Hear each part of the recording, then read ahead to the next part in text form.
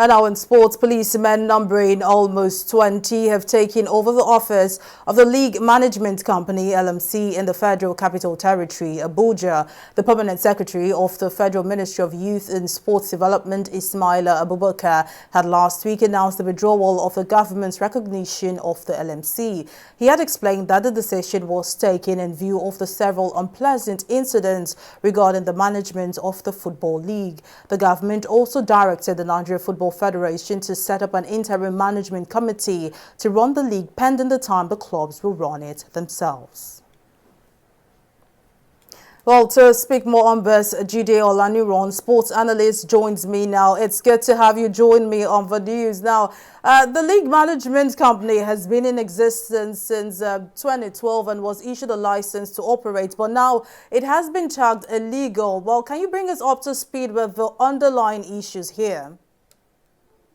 Yeah, thank you very much, Mary. The underlying issues has been the fact that the LMC has been dealt with so much controversy right from when it started in 2012 rather.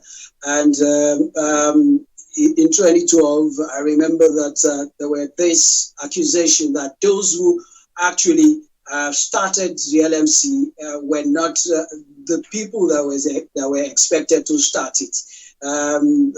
There were so much argument back and forth on who has the authority to set up the LMC as at when it started. So the issue that has snowballed to the present crisis that we are witnessing now is as a result of power play. It has always been about power play right from the beginning. I remember that there were a lot of accusations about those who owned shares in the LMC when it started. And up till now, that particular accusation has trailed the LMC till date.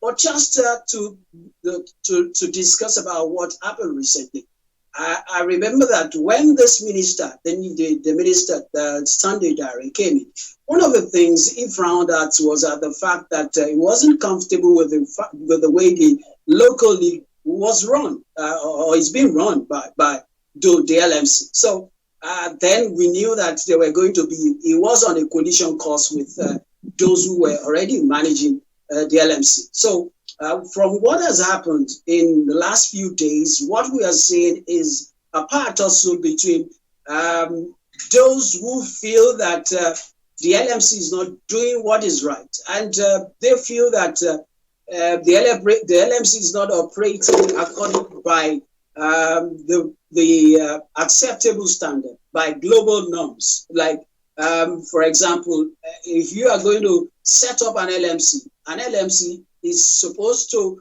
comprise those who are club owners, but it's conflicting really, because you don't know where.